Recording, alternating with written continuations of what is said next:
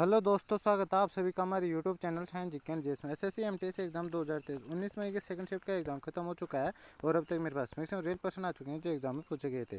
तो शुरू करते हैं आज के वीडियो, देख लेते हैं आज के सेकंड शिफ्ट में किस प्रकार क्वेश्चन पूछे गए हैं जीके एनटीएस के। तो भाई आज का फर्स्ट प्रश्न जो सेकंड शिफ्ट में पूछा गया था, अनुच्छेद 19 से 22 किससे संबंधित है?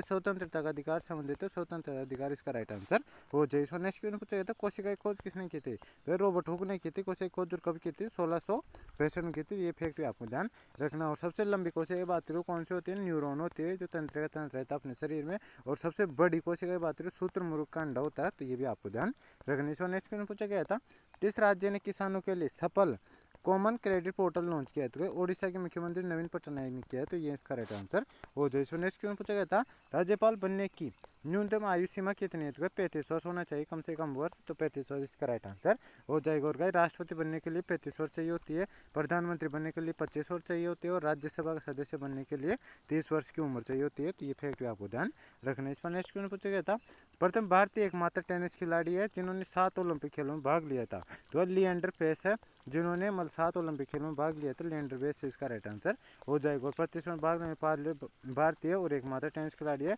और लिएंडर पेस की बात है, ओलंपिक पदक जीतने वाले एकमात्र भारतीय टेनिस खिलाड़ी है। ये टेनिस खिलाड़ी का जी फैक्ट आपको ध्यान रखने। इस बार नेक्स्ट में पूछा गया था, a brief history of time पुस्तक किसने लिखी है? तो स्टीफन हॉकिंग ने लिखी है, तो स्टीफन हॉकिंग इसका राइट आंसर हो जाए। इसमें नेक्स्ट में पूछा गया था, जनसंख्या विस्थापन का कौन सा कारक है? तो जलवायु परिवर्तन के कारण जनसंख्या विस्थापन होता है, तो जलवायु परिवर्तन इसका राइट आंसर हो जाए। इसमें नेक्स्ट में पूछा गया था, नाबार्ड में आर किसको दर्शाता है? तो भाई नाबार्ड में जो आर रहता है ना, वो रूरल को दर्शाता है, रूरल इसका राइट आंसर हो जाएगा। इसकी फुल फॉर्म की बात करें तो हिंदी के अंदर बात करें राष्ट्रीय कृषि और ग्रामीण विकास बैंक होता है, और अंग्रेजी के अंदर बात करें तो national bank for agriculture and rural development, तो रूरल इसका राइट आंसर हो जाएगा। और इसकी स्थापना की बात करें, नाबार्ड की स्थापना 12 जुलाई 1982 को मुंबई में हुई थी, तो ये भी आपको ध्यान रखना है। और इसका मुख्यालय भी मुंबई में, और इसकी स्थापना 6वीं पंचवर्षीय योजना 1980 से 85 के दौरान की गई थी, तो ये फैक्ट आपको ध्यान रखने। इस पर नेक्स्ट में पूछा गया था, संस्कृत भाषा कहाँ से आए? तो संस्कृत भाषा संस्कृतम भारतीय उपमहाद्वीप की एक भाषा है।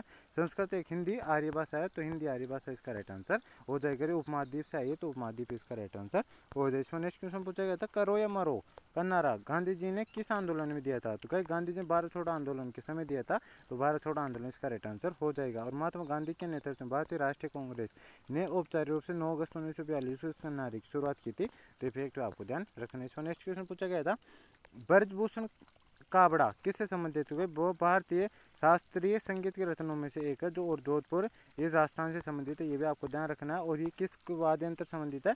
तो गिटार को राग बजाने वाले पहले कलाकार थे, तो ये भी आपको ध्यान रखना है।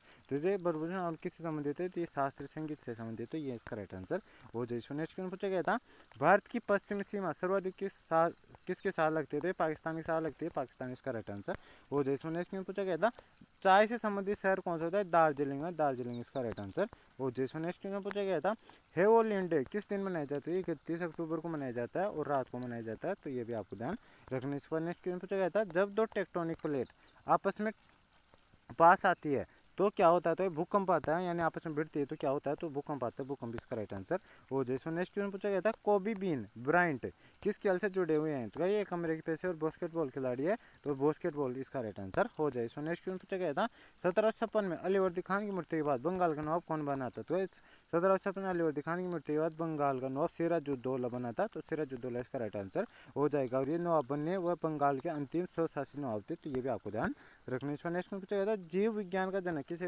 कौन है? तो भाई अरस्तु को कहा जाता है, अरस्तु इसका राइट आंसर हो जाएगा। इस नेक्स्ट में पूछा गया, दिलरास बानो बेगम के मकबरे को और किस नाम से जाना जाता है? तो इसे बीबी के मकबरे के नाम से जाना जाता है, और ये औरंगजेब की पत्नी, तो ये इसका राइट आंसर हो जाएगा। और 1657 दिलरास बानो बेगम की मौत होने के बाद उनकी आज मकबरा बनाया गया था।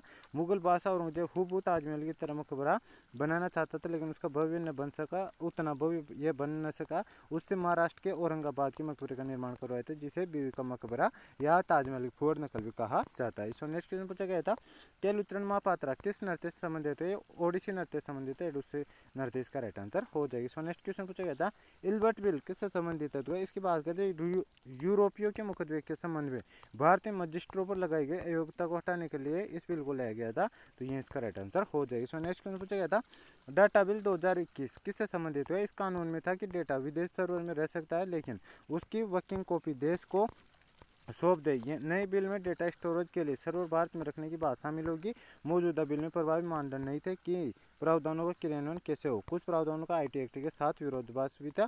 तो ये मतलब जो भी अपना डेटा रहता है ना ऑनलाइन डाटा, उसके मतलब वो विदेश में रह सकते हैं, लेकिन उसके जो कॉपी रहते हैं वो भारत के पास होने चाहिए कि कौन सा डाटा विदेशों में है। तो उसके संबंधित में बिल था। तो ये इसका राइट आंसर हो जाए। इसमें नेक्स्ट क्वेश्चन पूछा गया था, गांधी सागर बांध किस नदी पर स्थित है। गांधी सागर बांध चंबल नदी पर स्थित है और ये मध्य प्रदेश के मंदसौर जिले में है। मंदसौर नीमच जिलों के बीच में स्थित है। तो ये इसका राइट आंसर हो जाएगा। तो ये फैक्ट आपको ध्यान रखना है। तो गाइज ये था आज के सेकंड शिफ्ट का full paper analysis. I hope आपको वीडियो पसंद आएगा। वीडियो पसंद आए तो वीडियो को लाइक करें। चैनल पहली बार आए तो चैनल को सब्सक्राइब बेल आइकन ऑन कर ले। और गाइज यदि आपको इसका पीडीएफ चाहिए तो डिस्क्रिप्शन में लिंक दे रखा है टेलीग्राम चैनल का, उसको आप ज्वाइन कर लीजिए। उस पर आपको इसका पीडीएफ भी मिल जाएगा। तो गाइज मिलते हैं नेक्स्ट वीडियो में। तब तक के लिए जय हिंद जय भारत। चैनल पर नहीं हो तो चैनल को सब्सक्राइब बेल आइकन ऑन कर लेना, ताकि मैं जैसे नेक्स्ट शिफ्ट का एनालिसिस लेके आऊँगा तो उसका नोटिफिकेशन आप तक पहुँच जाएगा और आप सबसे पहले एनालिसिस देख सकें। तो गाइज मिलते हैं नेक्स्ट वीडियो में। तब तक के लिए जय हिंद जय भारत।